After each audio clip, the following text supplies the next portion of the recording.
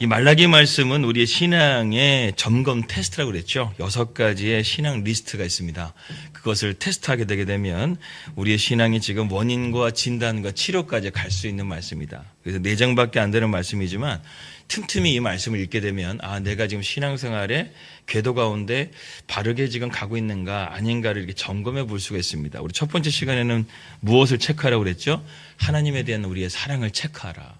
두 번째는 하나님께 드리는 우리의 예배를 체크하라. 그리고 오늘은 우리가 하나님 앞에 드린 약속을 체크하라. 즉 오늘 16절의 마지막 말씀에 나오는 것처럼 너희는 심령을 지켜 거짓을 행하지 말라. 너희의 삶 속에 거짓이 있는가 없는가를 한번 체크해봐라. 거짓이 있다고 한다면 너희 신앙이 영적인 침체 가운데 있는 것이다. 그래서 오늘은 약속을 우리가 반드시 지켜야 된다는 말씀의 제목으로 하나님 말씀을 나누려고 합니다. 오늘 말씀 보게 되면 가장 많이 나오는 단어 중에 거짓이라는 단어가 많이 나옵니다. 10절 말씀 보게 되면 형제에게 거짓을 행하여 되어져 있고 11절 말씀 보게 되면 유다 즉 공동체의 안에서 너희가 사회 속에서 거짓을 행하는 사회가 되어졌다. 그리고 14절 말씀 보게 되면 결혼을 맹세한 아내에게 거짓을 행했다. 그러니까 아내에게 거짓을 행했다는 거죠. 그 다음에 16절 말씀 보게 되면 너희 마음이 심령이 거짓을 행하고 있다. 한마디로 말해서 내 형제에게 가족에게 또 그 사회 속에서 또 내 가정 속에서 그리고 내 심령 가운데 심령 하나님 내 마음까지도 나를 속이고 있는 거짓을 행하고 있다라는 그러한 말씀을 하고 있습니다. 이러한 우리의 마음 가운데 거짓을 하게 되고 하나님과의 어떤 약속이 깨어지게 되면 우리의 삶 가운데 영적인 침체가 온다는 것이죠. 이것을 벗어나는 길은 무엇이냐면 다시금 약속을 붙들고 약속을 지키는 자리로 나아가라. 오늘은 말씀의 메시지는 이것입니다. 여러분 언약이라는 히브리어 단어가 베리트라는 단어를 쓰고 있는데 이 베리트라는 단어가 쪼개다라는 단어 의미를 가지고 있습니다. 즉 창세기 15장 말씀 보게 되면 아브라함과 하나님과의 언약을 맺게 될 때 하나님께서는 5가지의 재물을 가져오라고 하시면서 그 재물을 다 쪼개라고 말씀하시는 거예요. 이 고대 시대에 이러한 재물을 쪼갠다는 것은 무엇이냐면 만약에 그 약속을 어기게 되게 되면 너는 반드시 죽는다. 그러니까 죽음을 전제로 해가지고 약속을 한다는 거예요. 이 약속 어기면 넌 죽는 거야. 그래서 하나님과 이 아브라함과의 언약은 한마디로 말해서 이 약속을 어기게 되게 되면 둘 중 한 사람은 죽어야 된다. 그러한 의미가 있는 것이죠. 그런데 이제 그 15장 말씀 보게 되면 하나님께서 이 언약을 지키시기 온다고 약속을 하셨는데 아브라함은 다 준비하고 있는데 하나님이 아침 일찍 올 줄 알았더니 하루 종일 지나도 오질 않은 거예요. 그 저녁이 다 되어갑니다. 어두워지는 그런 시점 가운데 아브라함이 잠깐 졸았던 것 같아요. 근데 그 조는 가운데서 하나님의 횃불 가운데서 그 쪼갠 그 재물 사이를 지나가셨다. 이렇게 말씀하고 있습니다. 하나님이 아브라함에게 약속하신 그 믿음의 후손에 대한 약속을 반드시 지키시겠다는 그 언약을 체결하신 거죠. 근데 아브라함은 졸았다는 거예요. 이게 영적인 의미로 어떻게 해석이 되냐면 우리 인간은 하나님과의 언약을 지킬 수 없는 존재라는 거예요. 아브라함이 졸았다는 의미는 뭐냐면 우리 인간은 하나님과의 언약을 지킬 수 없는 존재, 오직 하나님만이 그 언약을 지켜야지만 우리는 그 약속을 하나님 앞에 온전하게 받을 수 있는 존재, 이러한 존재가 된다는 것을 의미하는 것입니다. 즉 우리가 구원받을 수 있다는 것은 우리의 노력이 아니라 하나님의 열심과 의지를 통해서 그 약속을 반드시 이루신다. 이게 바로 베리티의 의미를 담고 있습니다. 그렇다고 한다면 약속을 깬다라는 히브리어 단어는 바로 바가드라는 단어를 쓰고 있습니다. 이것은 배신하다, 어기다 이런 뜻을 가지고 있습니다. 여호와께서 시내산에서 출애굽기 19장의 말씀 보게 되면 시내산 언약을 맺으셨죠. 그러면서 신명기 28장 말씀 보게 되면 너희가 이 언약을 내게 지키면 이러한 축복을 내리고 이 언약을 지키지 않게 되면 이러한 저주가 내리게 된다. 복과 저주에 대한 말씀이 신명기 28장 가운데 나와져 있습니다. 그렇기 때문에 우리가 하나님의 약속의 말씀을 잘 지키게 되면 우리의 삶 가운데 풍성한 하나님의 은혜가 임하게 되는데 그 약속을 어기게 되게 되면 영적 침체에 빠지게 되고 하나님께서 우리의 삶을 돌봐주지 않게 되면 세상적인 그런 갈라디아서 5장 16절 이하의 말씀에 나오는 육체의 소욕이 우리 가운데 이루어지게 되는데 무려 21가지의 그런 죄악된 것들이 우리의 삶에 달라붙어서 우리를 하나님 말씀 가운데 바르게 나아가지 못하게 하는 그런 결과를 얻게 되는 것입니다. 그래서 출애굽기 19장 말씀 보게 되면 너희가 이 언약을 잘 지키게 되면 너희들은 내 소유가 되고 제사장 나라가 되고 거룩한 백성이 된다. 이렇게 말씀하고 있는 것입니다. 영적 침체가 우리가 오는 이유에 대해서 오늘 말씀 보게 되면 하나님의 약속을 점검하라는 그러한 우리에게 메시지를 주고 있습니다. 혹시 여러분 하나님과의 약속 가운데 안 지킨 것은 없습니까? 오늘 10절부터 16절 말씀에 나오는 형제 가운데서 거짓을 행하고 있는 것은 없습니까? 아니면 여러분들 사회생활 가운데서 아니면 공동체 가운데서 거짓을 행하고 있는 것은 없습니까? 아니면은 결혼한 가정 가운데 가정 안에서 거짓을 행하는 것은 없습니까? 아니면은 마음 가운데 내 안에 하나님과의 관계 속에서 거짓을 행하는 것은 없습니까? 이것을 점검하라는 것이죠. 이것이 바로 우리에게 영적 침체를 가져오는 원인이 된다는 것입니다.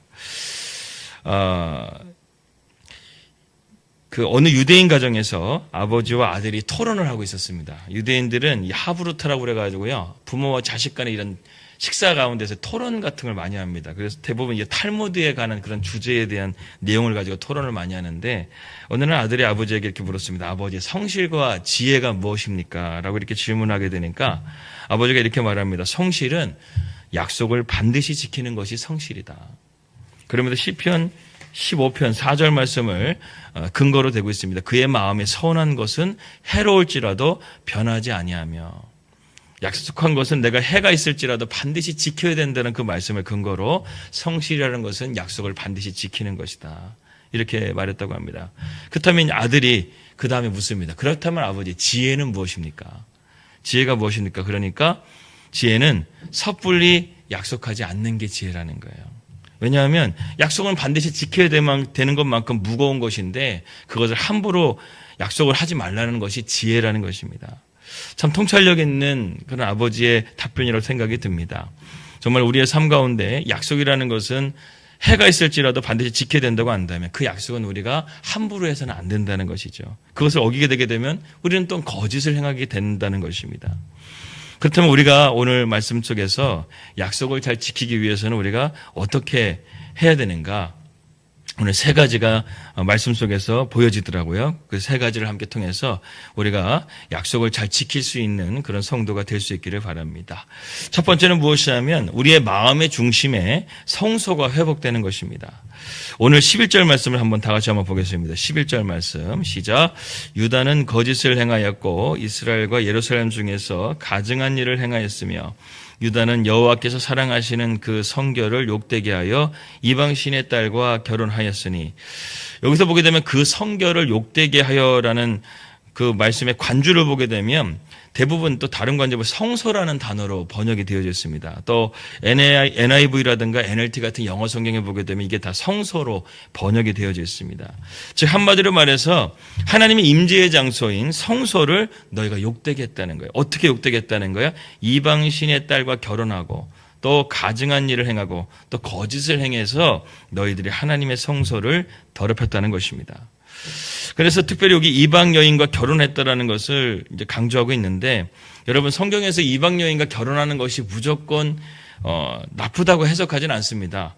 누가복음 말씀 보기나 마태복음 말씀 보게 되면 그 족보가 나오는데 그 족보에 이방 여인 3명이 들어가게 되죠. 바로 기생 라합, 모압 여인 룻, 또 유다의 며느리 다말, 이방 여인이었습니다. 그 여인들이 예수님의 족보에 들어간다는 것이죠. 그래서 이방 여인이 다 나쁘다는 것은 아닙니다. 오늘 본문을 다시 한번 보게 되면 이방 신의 딸이라고 말하고 있습니다. 다시 말해서 믿지 않는 여인과 결혼을 했다라는 것이죠.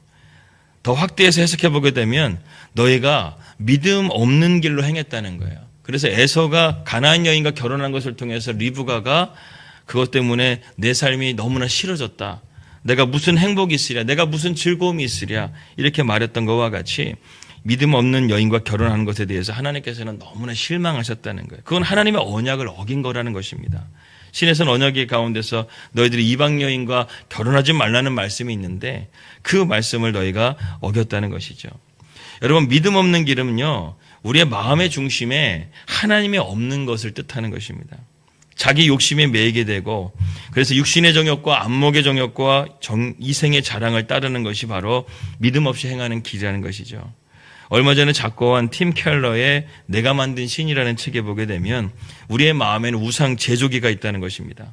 그래서 돈을 우상화 만들고 성공을 우상화하고 또 쾌락을 우상으로 만든다는 것입니다. 그래서 하나님의 뜻을 저버리게 된다는 것이죠. 이것이 바로 우리의 마음의 중심을 성소를 더럽히는 것이라는 것입니다. 이것에서 돌이키기 위해서는 우리가 하나님 중심이 되어야 한다는 것입니다. 우리의 마음의 중심을 예수님이 주인이 되어 가지고 주님이 다스리시는 그러한 마음의 모습이 되어야 된다는 것이죠. 그래서 우리 고린도전서의 말씀에도 보게 되면 너희는 하나님의 성전으로서 그 성전을 깨끗하게 하라, 그 말씀이 있는 것입니다. 여러분, 우리의 마음의 중심에 내가 있게 되게 되면요, 자꾸만 우리는 우리 자신을 찌르게 됩니다. 그래서 옛날에 하덕규 가수가 쓴 가시나무라는 그 노래를 보게 되면 내 속에 너무 많아서, 내가 너무 많아서 늘 그 가시가 나를 찌른다라는 거예요.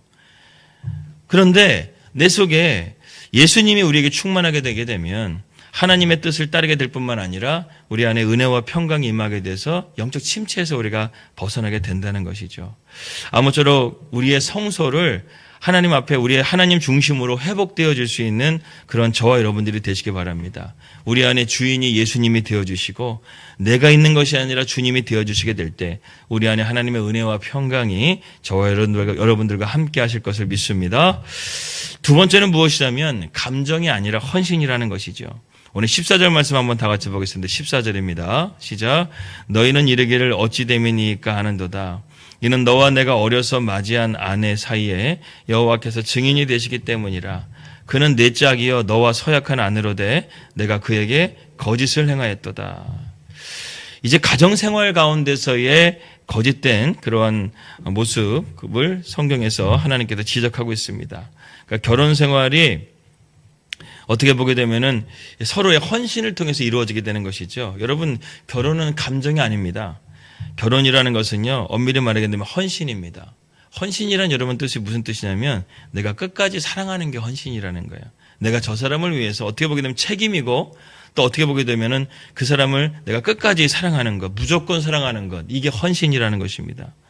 서약하게 될 때 우리가 뭐라고 서약을 합니까? 검은 머리가 팥불이 되도록 서로를 이렇게 사랑하겠는가 이렇게 헌신하게 되고 그러한 서약을 우리가 하게 되죠. 그런데 오늘날 보게 되면 그 서약이 너무 유명무실하게 된 것 같고, 그리고 오늘날 이렇게 주례를 요즘에 많이 안 쓰잖아요. 그죠? 신랑 아버지가 나와서 얘기한다던가 신부 아버지가 나와 얘기해서 대부분 게 축복에 대한 얘기지 서약에 대한 부분들이 그렇게 강조가 안 되는 것 같아요. 그러니까 오늘날 보게 되면 결혼이 너무나 가벼워진 거예요. 예전에는 목회자들을 또 이렇게 불러가지고 이렇게 했는데 목회자들한테 그 주례하는 시간도 5분밖에 안 주는 그런 주례도 있더라고요. 5분에서 10분 정도. 하나님 말씀으로 축복해주고 또 서약하는 시간이 있어야 되는데 그것은 너무나 30분 안에 모든 걸 다 해결해야 되니까. 그래서 참 어떻게 보게 되면 결혼식이 되게 형식적으로 넘어가는 경우가 있어요. 내 인생의 평생을 걸어야 되는 결혼식인데. 근데 이제 너무 오래 하는 것도 문제가 있죠. 윤석전 목사님이 막 그쪽 교회에 있는 성도들은 윤석전 목사 주례를 하게 되면 목사님이 예전에 한번 2시간 정도를 주례를 하신 적이 있었대요. 2시간. 그러면은 신부가요 2번이나 3번 정도 쓰러졌대요. 하도 이렇게 너무 이렇게 오래 서 있는 게 힘들었다고. 뭐 물론 그것도 이렇게 물론 그만큼 이렇게 축복해 주시는 메시지가 그때 있지만 정말 중요한 것은 서약이라는 것이죠. 그 서약의 의미가 핵심이 무엇입니까? 헌신이라는 거예요. 내가 평생 동안 이 여인을 책임지고 남편은 아내를, 아내는 남편을 헌신하고 무조건 사랑하겠습니다. 이런 헌신이 있다라는 것이죠. 어떻게 보게 되면 우리가 첫 번째 시간에 함께 나눴던 것처럼 하나님의 사랑은 무조건적인 사랑입니다. 하나님은 우리에게 무조건 헌신하셔요. 그런데 우리는 때로는 하나님을 떠날 때도 있고 하나님의 뜻을 어긋나게 할 때도 있다라는 것입니다. 오늘 이 14절의 말씀은 어떻게 보면 이스라엘과 하나님과의 관계라는 거예요. 하나님은 우리를 향해서 정말로 한결같이 우리를 사랑하고 있는데 우리는 하나님 안에서 늘 거짓을 행하고 또 하나님을 떠나려고 하는 우리의 영적인 또한 모습도 우리가 볼 수 있는 것입니다. 그래서 여러분 존 뉴턴이 쓴 우리가 잘 아는 어메이징 그레이스라는 노래를 보게 되면 나 같은 죄인 살리신이라는 곡이 있죠. 그 가사를 가만히 보세요. 나 같은 죄인 살리신 주은혜 놀라워. 어떻게 나 같은 죄인, 하나님을 배신하고 하나님의 뜻대로 살지도 않았던 이 죄인을 하나님 왜 나를 사랑하시는 것 자체가요 너무 놀랍다라는 거예요. 여러분 놀랍지 않습니까? 찬송가 310장 하나님의 은혜라는 곡을 보게 되면요 거기에 보게 되면은 제일 중요한 가사가 어떤 가사인지 여러분 아십니까? 나는 알 수 없다라는 거예요. 왜 하나님의 은혜로 왜 날 구속하여 준 나는 알 수가 없다라는 거예요. 왜 성령 주셔서 나를 하여금 하나님의 자녀가 되게 하는 나는 알 수 없다라는 거예요. 4절 그 전체 가사에 이 4번 다 나옵니다. 나는 알 수 없다라는 거예요. 하나님이 왜 나를 이렇게 사랑하시는지 난 알 수 없다. 왜? 하나님 우리를 아가페로 사랑하시거든요. 아가페라는 사랑은 무조건 사랑하시는 거예요. 사랑하기로 결정하셨어요. 그렇기 때문에 우리가 어떤 것을 하더라도 하나님 우리를 사랑하신다는 것. 이게 바로 헌신이라는 것이죠. 그래서 얼마 전에 그 코미디언 사업가이던 주병진 씨 여러분 아시네. 주병진 씨가 원래 독신주의자입니다. 근데 65세가 돼가지고요. 갑자기 독신 포기를 선언을 해버렸어요. 그래가지고 어느 프로그램에서 이 주병진 씨를 선을 해줍니다. 3명의 여자를 선을 보게 하는데 첫 번째 여자는 그 본인이 말해요. 되게 사랑스러운 여자였대요. 두 번째 여자는 공감을 잘해주는 여자였대요. 그리고 친구 같다라는 거예요. 세 번째 여자는 운동을 잘하는 여자, 건강한 여자였다는 것입니다. 그렇게 이제 그런 여자들을 만났어요. 그렇게 해가지고 결국에는 두 번째 여인, 공감해주는 여인을 선택했는데 여러분 그렇게 자기에게 조건에 맞는다고 해서 그것은 연애는 된다 할지라도 결혼도 그렇게 되는 것일까요? 결혼은 그건 아니에요. 결혼은 조건을 보고 하는 것이 아니라 헌신해야지만 결혼 생활이 오래 갈 수가 있고 또 그리고 조건을 보면서 결혼하게 되면 그 결혼 생활은 오래 갈 수가 없다라는 것입니다. 여러분 기억하십시오. 헌신은 무조건적인 사랑이다. 예. 일본에 가신 제가 아는 박천혜 선교사님이라고 계십니다. 그분은 이제 강릉주에서 같이 이제 사역을 했었는데, 그분이 어느 날 갑자기 새벽 기도를 드리는데 하나님께서 일본에 대한 마음을 너무 크게 부어주시는 거예요. 일본만 생각하면 눈물이 나오게 되고, 일본의 영혼들을 생각하면 애끓는 마음이 생기는 거예요. 그래서 그 목사님이 이게 하나님의 뜻인가 보구나 생각을 하게 되고, 50대 중반에 그 목사님이 일본으로 선교를 가시겠다고 결정을 하십니다. 그 당시에 이제 사모님은 중학교 선생님이셨어요. 아이들은 한참 이제 고등학교하고 대학교를 다니는 시점 가운데 있었습니다. 근데요, 하나님께서 그런 마음을 부어주시고 또 이렇게 기도하니까요, 가족들의 마음까지도 하나가 되게 하시는 거예요. 그래서 사모님은 그 중학교 교사 자리를 사표를 내버리고, 그리고 아이들도 일본의 선교에 대한 그런 것을 준비하면서 가족들이 한 6개월 준비하더니만 이렇게 떠나는 거예요.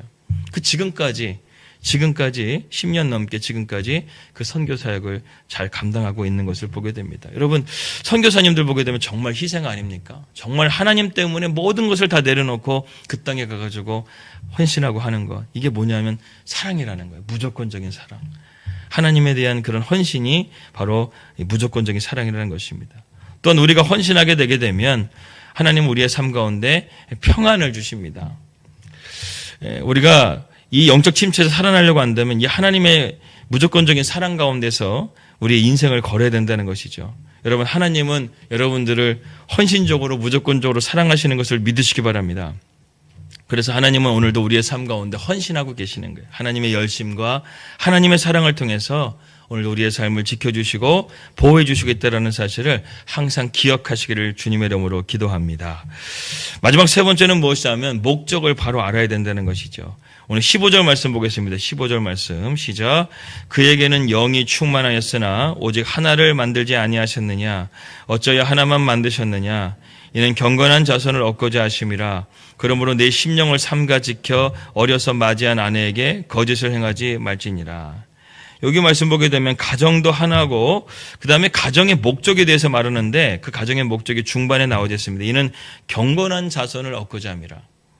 여러분, 하나님께서 우리에게 가정을 주신 이유는요, 경건한 자손을 얻게 하시기 위해서 가정을 주셨다는 거예요. 그러한 가정이 되기 위해서는 무엇보다 아내에게 또 남편에게 서로에 대해서 거짓을 행하지 말라고 말씀하고 있습니다.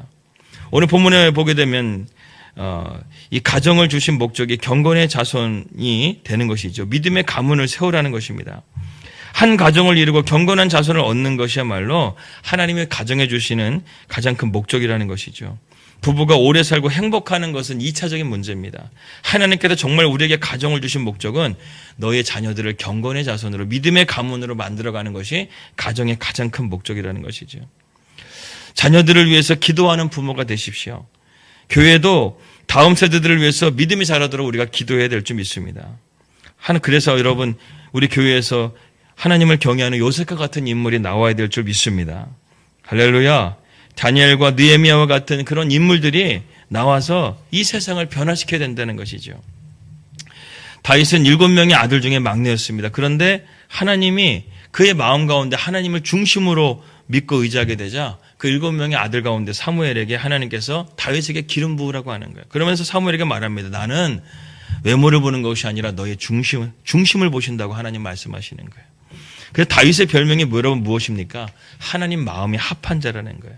다윗은 하나님의 뜻이 무엇인지를 알았고 그것을 그대로 행했던 사람이 바로 다윗이었습니다. 그런 목동을 하나님께서는 이스라엘의 충직한 왕으로서 하나님의 대리인으로서 그를 왕으로 세우셨다는 것이죠. 감리교의 창시자였고 감리교의 창시자였던 요한 웨슬레, 또 찬송가의 아버지인 찰스 웨슬레, 이 두 형제가 한 가정에서 태어난 형제였습니다. 사실 그들이 신앙을 심어준 사람은 바로 그의 어머니였던 수산나 웨슬레였습니다. 아버지 사무엘 웨슬레는 광부였었는데 가난하다 보니까 빚을 갚지 못해가지고 감옥에 2번이나 가게 돼서 실제적으로 가장의 역할을 감당하지 못했습니다. 근데 그런 가운데서 부부가 이제 금실이 좋았는지 자녀를 무려 19명이나 낳았어요. 19명. 그런데 그 웨슬레의 전기에 보게 되면 그 어머니가 자녀들을 위해서 가장 열심히 자녀들을 위해서 했던 그 신앙의 그러한 신앙의 모습이 무엇이냐면 매일같이 저녁마다 자녀를 위해서 간절하게 기도해줬다는 거예요. 그 웨슬레의 일기에 보게 되면 어느 날은 어머니가 19명을 기도해주다 보니까 얼마나 시간이 많이 걸려요. 근데 그냥 형식적으로 하나님 축복해 주시옵소서 하고 그냥 안수하고 끝나는 정도로 막 10분 만에 끝나는 정도가 아니라 하나마다 간절하게 기도한 거예요. 그래서 어느 날은 일기에 보니까 아이들 19명 기도하는데 19명을 기도하는데 4시간 반이 걸렸대. 4시간 반. 19명을 한 사람 하나씩 정말 간절하게 그 어머니가 매일같이 그렇게 기도해 줬다는 거예요. 그렇게 기도해 준 결과 그 19명의 자녀 가운데 영국뿐만 아니라 전 세계를 복음화로 품게 되는 그런 요한 웨슬레가 감리교를 창시하게 되었고, 또 그리고 찰스 웨슬레는 찬송가의 아버지라고 불려지는 위대한 인물들이 나오게 됐다는 거예요. 여러분 자녀들을 위해서 정말 그냥 형식적으로 기도하지 마시고 오늘은 좀 특별히 가정을 위해서 기도하길 원하는데요. 가정을 위해서 여러분 기도하시고 여러분 자녀들을 위해서 정말 간절하게 한번 기도해 보시기 바랍니다. 수잔나 웨슬레가 그 자녀를 위해서 4시간 30분을 기도했다는 거 여러분 얼마나 간절하게 기도했겠어요. 상황을 보게 되면 남편은 감옥에 가 있고 가정의 역할을 감당하지 못하고 그런 가운데서 자식은 19명이 되는데 얼마나 그 앞에 삶이 척박하고 팍팍했겠습니까? 그러나 그 수잔나 웨슬레는 그 자녀들에게 비록 먹을 것은 주지 못하고 따뜻한 환경은 주지 못하더라도 그 자녀들에게 하나님을 심어줬던 거예요. 경건한 자손으로 심어줬던 거예요. 믿음의 씨앗을 심어줬던 거예요. 그렇게 되게 되니까 그 가운데서 위대한 인물이 나왔던 것처럼 여러분들도 가정을 위해서 기도하시고 자녀들을 위해서 기도하시게 될 때 하나님의 축복이 함께할 줄 믿습니다. 가정을 하나님께서 주신 목적은 경건한 자손을 세우는 것, 너의 자녀들을 믿음의 자녀로 세워가는 것, 이게 가정에 주신 하나님의 제일 첫 번째 목적이다. 이것을 놓고 기도하시면서 여러분들의 자녀들이 경건한 자손이 되고 믿음의 자손이 될 수 있도록 이 시간 가운데 기도할 수 있기를 주님의 이름으로 축원합니다.